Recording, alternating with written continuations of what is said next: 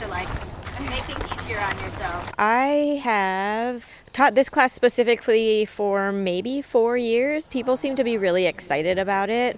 We teach it as part of our core offerings, and then also city entities and Cascade Water Alliance asked us to come teach for their educational programming as well. The Tilth Alliance is an educational nonprofit that really is focused on getting people inspired and educated around taking back the food system. So growing food, becoming a farmer, buying from local farmers, cooking more at home, protecting our soil and water, all of those things we consider part of our food system. This class is here at McAuliffe Park. It's a city park in Kirkland. It's a very cool space, and I feel like not as many people know about it as maybe should. It's quite a large park, and there's a community garden here and our learning garden here. There's also some forest restoration happening, and there's some really cool structures that are left over from the original owners. Windmills and large tractors, and there's a really big barn. I think of companion planting as the idea of, instead of planting all of one sort of thing, like just a huge block of tomatoes or one bed that's just full of garlic or onions, the idea of planting 2 or more plants together, because there could be some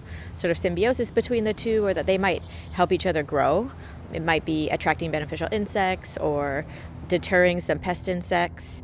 We also, in this class, talk more about polyculture and the idea of building an edible guild of plants. I learned a lot of these techniques through a design system called permaculture, and one of the principles of permaculture is that diversity is resilience. So part of our class today, we're going to be doing a garden tour. The learning garden that we manage is adjacent to Pea Patch, so we might take a poke in the Pea Patch and see how other people are growing food too. If people are interested in learning about veggie gardening or about permaculture, there are some cool techniques that we use in that garden, like hugelkultur and planting on a slope with swales, a lot of permanent plants like perennials. That veggie garden is maintained by volunteers. So we would love people in Kirkland to come out and volunteer on Tuesday evenings from 5 to 8 during the summer.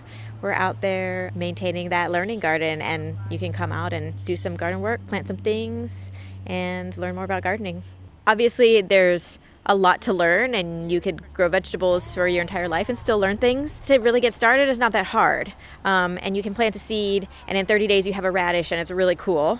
Well, I learned a lot of new information, and I'm simply trying to plan for next year in terms of how I design a garden at my own home. I'm a novice gardener, so this gives me a great opportunity to actually play with a lot of very creative ideas. I really love the class. I can't wait to come back for more.